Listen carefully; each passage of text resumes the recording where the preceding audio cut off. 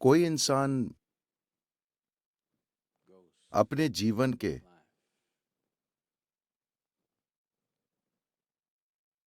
भौतिक, आध्यात्मिक या किसी भी आयाम में कितनी दूर जाएगा, ये मूल रूप से इस पर निर्भर करता है कि उसमें कितनी ऊर्जा भरी हुई है।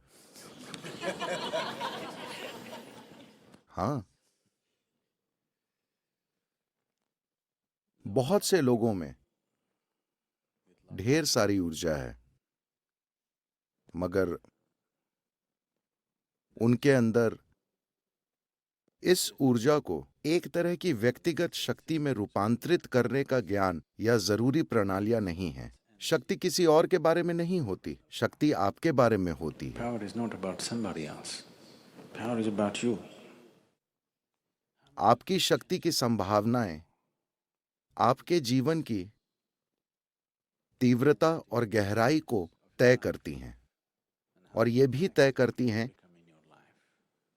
कि आप अपने जीवन में जिस क्षेत्र में काम करना चाहते हैं उसमें कितने प्रभावी होंगे। अगर आपको ये शक्ति चाहिए तो आपको अपनी ऊर्जा का इस्तेमाल बुद्धिमानी से करना होगा। Energy can be aggregated into power.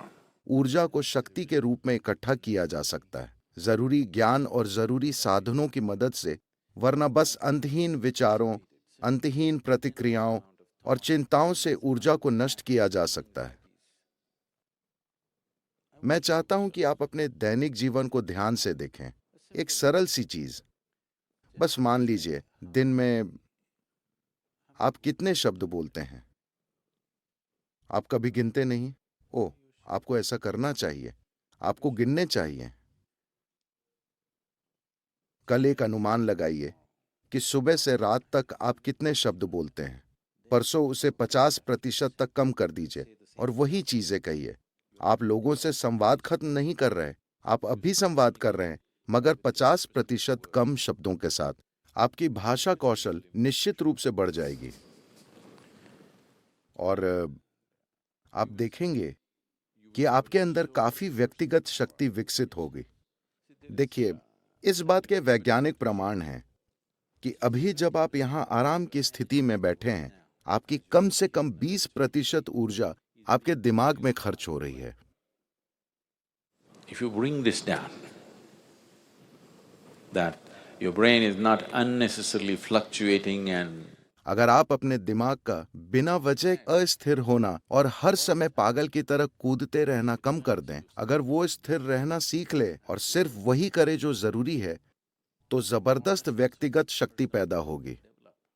आप अभी अपने मन के साथ ऐसा नहीं कर सकते। अगर आप उसे रोकने की कोशिश करेंगे तो वो और भी पागल हो जाएगा। कम से कम अपने शरीर के साथ ऐसा करें। अपने शब्दों और अपनी शारीरिक गतिविधि को 50% तक कम करें। अगर आप इसे देखना चाहते हैं तो इसे देखें, उसे देखना चाहते हैं उसे देखें, ऐसे ऐसे मत कीजिए। अगर आप अपने शरीर और शब्दों के साथ ऐसा करते हैं तो ये धीरे धीरे आपके मन में भी प्रकट होने लगेगा। वो अनावश्यक चीजें नहीं करेगा। जब आप गैर जरूरी चीजें नहीं करते तो आपके अंदर जो ऊर्जा है वो धीरे धीरे खुद को संभावनाओं से भरी शक्ति में बदल देती है। तो इसे विकसित करने के लिए जो आसन आप कर रहे हैं, जो सूर्य नमस्कार आप करते हैं, अगर आप कर रहे हैं, या जो भी दूसरी क्रियाएं और बाकी चीजें आप करते हैं, वो मुख्य रूप से इस शक्ति को बढ़ाने के लिए है। इसे अनावश्यक कार्य में नष्ट नहीं करना चाहिए। फिलहाल आप अपने मन में आने वाले विचारों की संख्या को कम नहीं कर सकते, उसे भी किया जा सकता है अगर आप बस अपने अंदर एक स्पंदन लाएं, एक सरल मंत्र। जब ये पागल हो रहा हो, बस कुछ समय तक इसका जाप करें, एक तरह का स्पंदन पैदा करें। आप देखेंगे कि उससे जबरदस्त व्यक्तिगत शक्ति पैदा होगी। amount of personal power. अपने अंदर इस शक्ति के बिना आप जीवन के आयामों को पार नहीं कर पाएंगे। जीवन अभी अधिकांश लोगों के लिए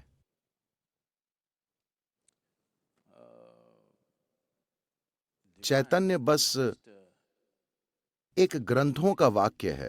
ये उनके जीवन में एक जीवंत अनुभव नहीं है। अगर उसे एक जीवंत अनुभव बनना है, अगर सृष्टिकर्ता जितनी शक्तिशाली चीज को आपके अनुभव में आना है तो आपके अंदर शक्ति की एक भावना होनी चाहिए। हमें हमेशा यह समझना चाहिए, शक्ति हावी होने के बारे में नहीं होती, शक्ति प्रभावशाली होने के बारे में होती है, समर्थ बनने के बारे में होती है। जब आप में इस शक्ति की संभावनाएं होती हैं, तब आप इस जीवन से सहजता से गुजरते हैं। इससे फर्क नहीं पड़ता कि आपकी सामाजिक स्थिति क्या है, आर्थिक स्थिति, भौतिक स्थिति क्या है, आप एक राजा की तरह चलते हैं, क्योंकि आपके भीतर की शक्ति आपको इस तरह चलाती है।